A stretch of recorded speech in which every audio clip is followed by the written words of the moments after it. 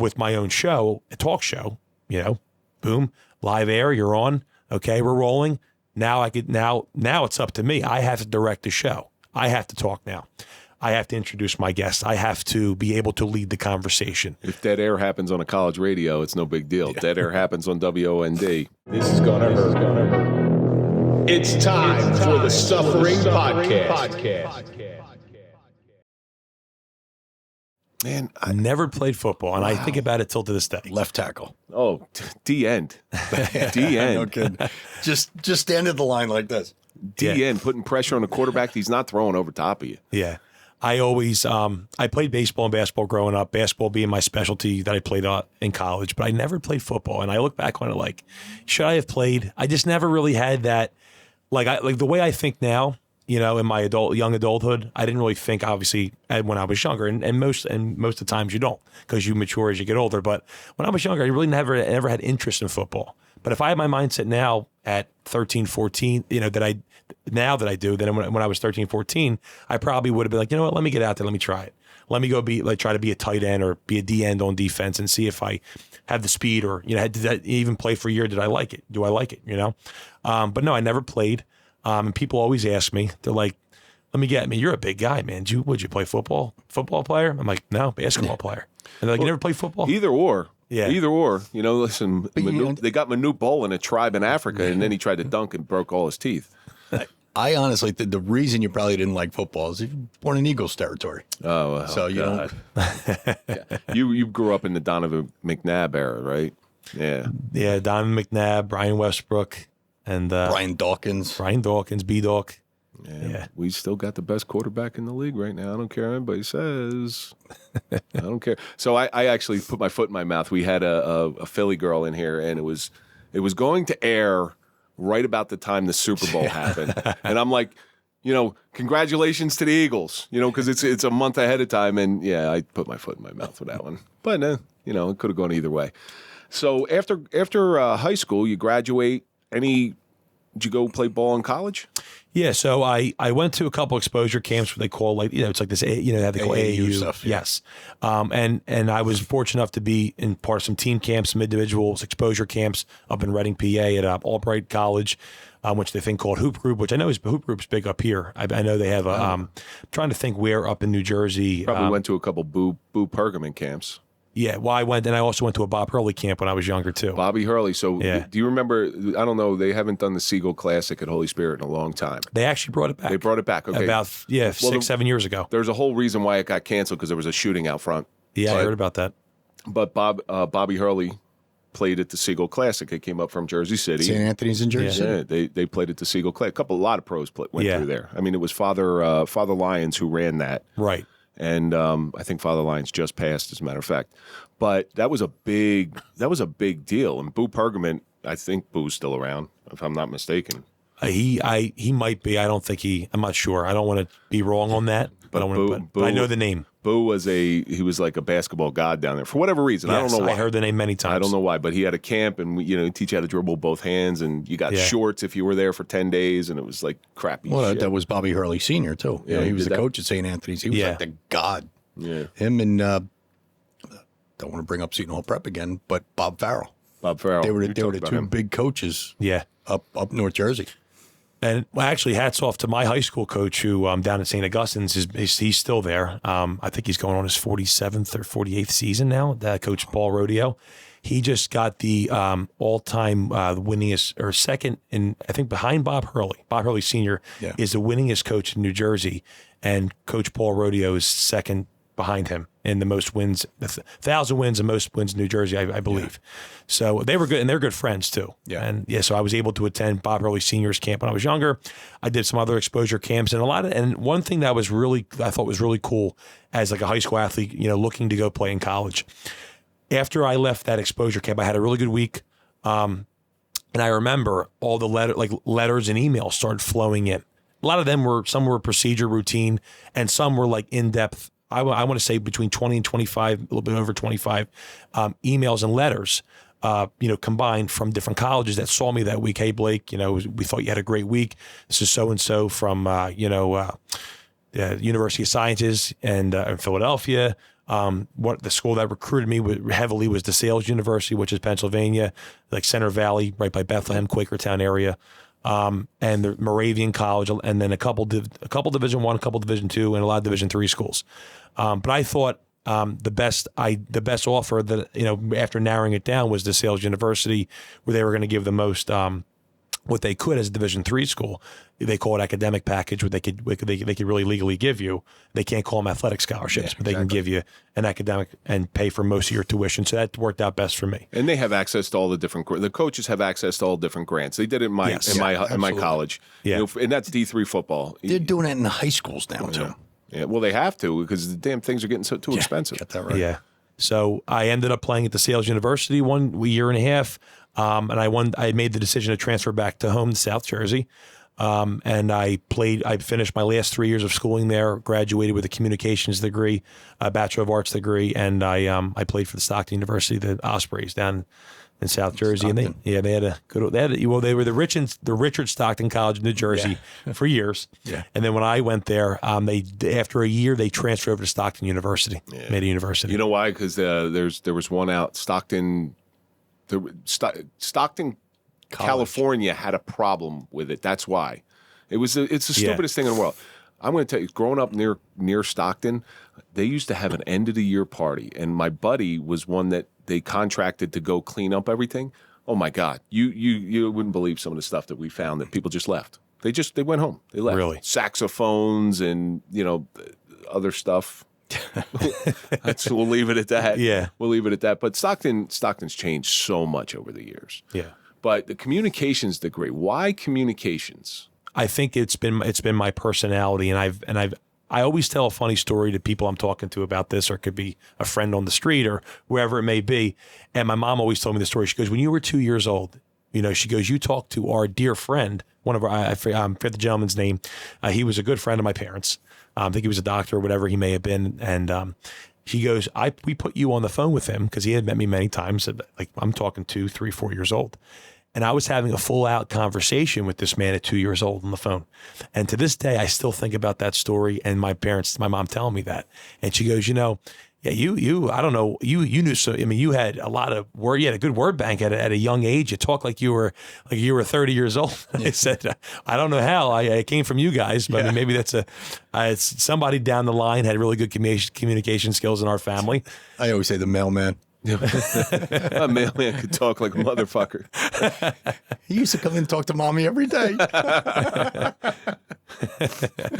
Well, luckily, no mailman, but I was told that story. So from that point on, having conversations at a young age, like very mature conversations. Like I was using like big boy words. I guess you can call them, not curse words, but just like I was just holding a conversation with adults. And that kind of carried with me through when I got older. And I've always liked to talk to people, and I've always liked to interact with people. And some people go, man, you're crazy. Like I can't stand people. I hate talking to people. People are a pain in my ass.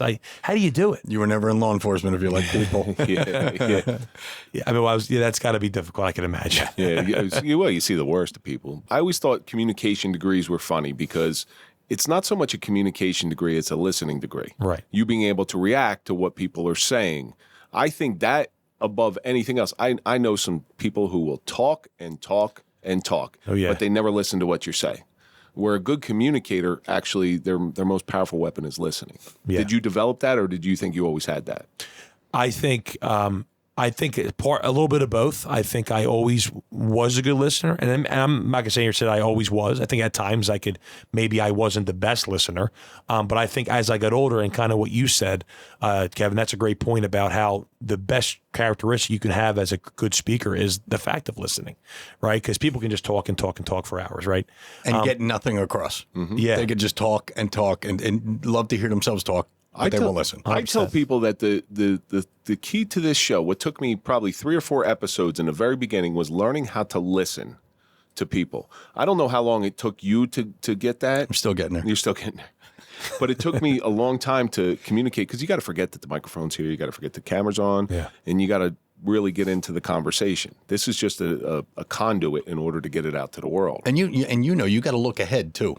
we got to get everything in within an hour. Yeah. And me and you, I mean, there were plenty of times we're at crunch time and we didn't even get to like the gist of the story yet. With so him, to keep it flowing. His is a little tougher. Yeah. He's on radio. The restrictions on radio, it was cool, but it was tough. Yeah. It was tough. I mean, you got 20 minutes here and you got a break. Remember John Wiley? Yeah. So John, Mike and I both did this radio show called Law Enforcement Today, and it's like, okay, we're going to do 9 minutes break. We're going to do 9 minutes break, and then we're going to do 10 minutes break. And it was like, whoa. Don't bring up brand names. Don't bring up this. Don't bring up that. Don't bring up this. Don't curse. Don't do. It's like that's part of my lexicon now. But do you enjoy the restrictions on radio? I'm sorry to jump ahead, but this is a good question. Do you enjoy those? No, that's a great question. I do feel a lot of times I am limited. I like the idea of what I do like about radio is that it can be broadcasted, to a lot of local listeners or anywhere anybody in the country can listen at a digital way. Be it they go on digitally on the line, they can listen to it. But I think there's restrictions. The restrictions can be a little difficult at times because number one, you get you're timed. Right. And like you kind of said, you got to get a commercial break when the bottom of the hour is coming up and you got to move on to the end of the show commercials and move on to the next program. You kind of feel you got to wrap up quick. Whereas, if it's just a kind of an open forum like your podcast here, it's more relaxed and, you can just kind of say whatever, depending. You're not really on a huge time clock like you are on radio.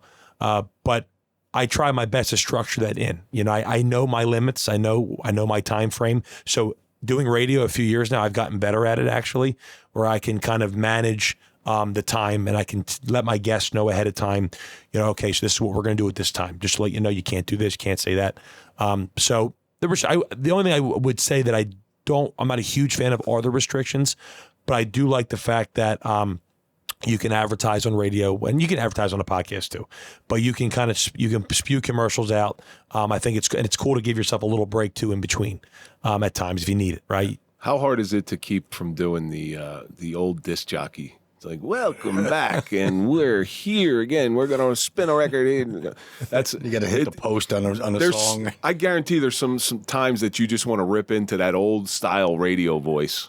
Oh, like you wouldn't believe that. And that's going back to saying too. I like how I have a theme song to my show and the voiceover. Now let's get ready for the big man's report here on New Talk. I think that's really cool. I like how that's all constructed into it.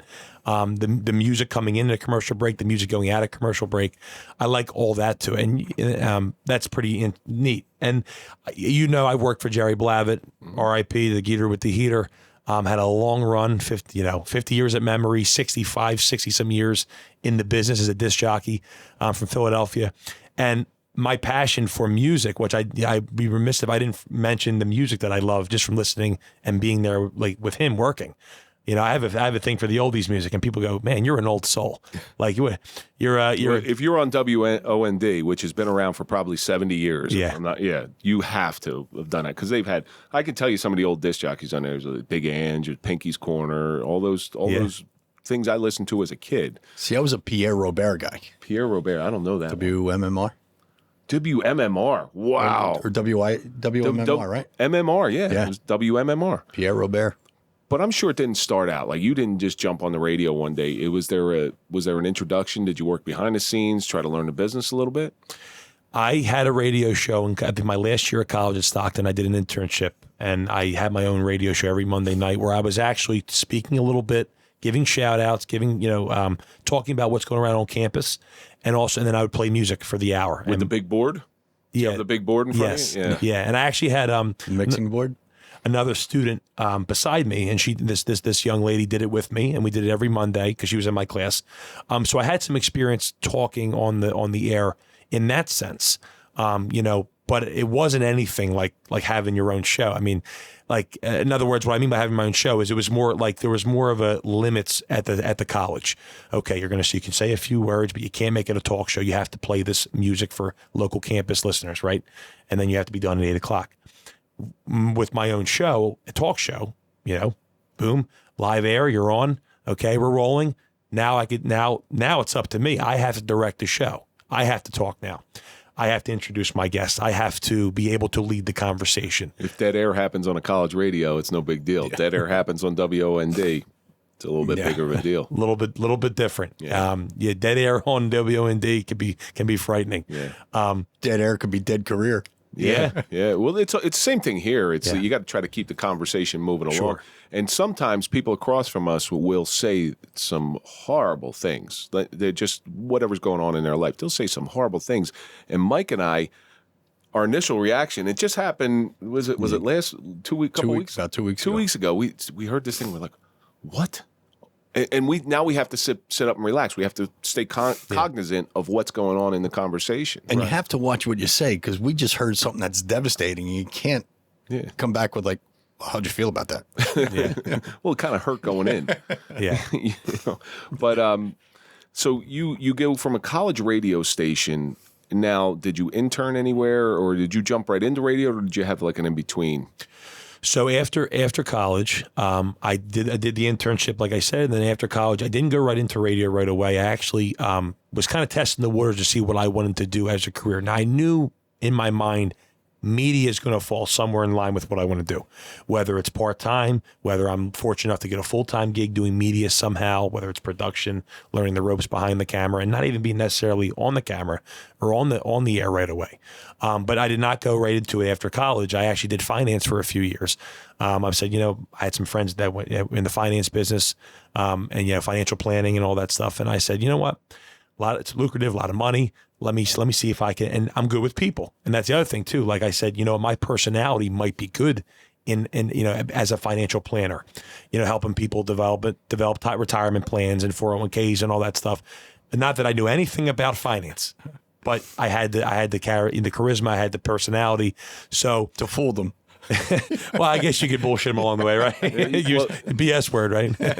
but you have to, if you're not doing something that you love, it's just, in my opinion, it's a slow death, even if money's not involved. Like when you're young, all you see is that almighty dollar. Like that's what I got to get a job, I got to get a house, I got to get away. You got to get and you hit all these different markers, but you're not exactly doing what you love. Right. And, it's okay to do what you don't love in order to get to that place, but as long as you have an overall goal. But if media fell somewhere in there, I'm sure if you stayed in finance, you would be doing some sort of media on finance or financial planning or something like that. Yeah. Because you always take what you're doing and try to work it into what you want to do. Yeah. Yeah. And that's a good point too. Someone has told me that in the past too. I've heard that, if you like media, if you like being on TV, radio, whatever the case may be, you can incorporate what you're doing in the meantime, like you said, Kevin, it's a great point, into the media, right? So when I was doing the finance, initially that wasn't my thought process. Media was kind of on the back burner for me. And I was just, I went and did the testing. I studied for the courses. I got the, the life and annuities licenses, and I did the cold calling and all that. And after about 6 months, I said, you know what? I made a little bit of money. I didn't hit that big prize yet. I didn't hit that big break where I'm making, $500,000 as a financial planner, which I'm sure there's some with years of experience who do very well in financial planning. I know that for a fact. But some just told me no, it's not my niche. It's not what I want to do. And I kind of was a little nervous. I was like, well, shit, what am I going to do now? Now what? I said, let me get into what I know best other than media. And that was athletics. And something I saw was, let me get into coaching, right? And I reached out to a couple places, local high schools, where I grew up, where I played, coaches that I knew in the area who maybe were looking for assistant coaches, just get my feet wet. And that's exactly what I did. And I got fortunate enough to be able to get an assistant coaching job at Wildwood Catholic High School down in Cape May Courthouse.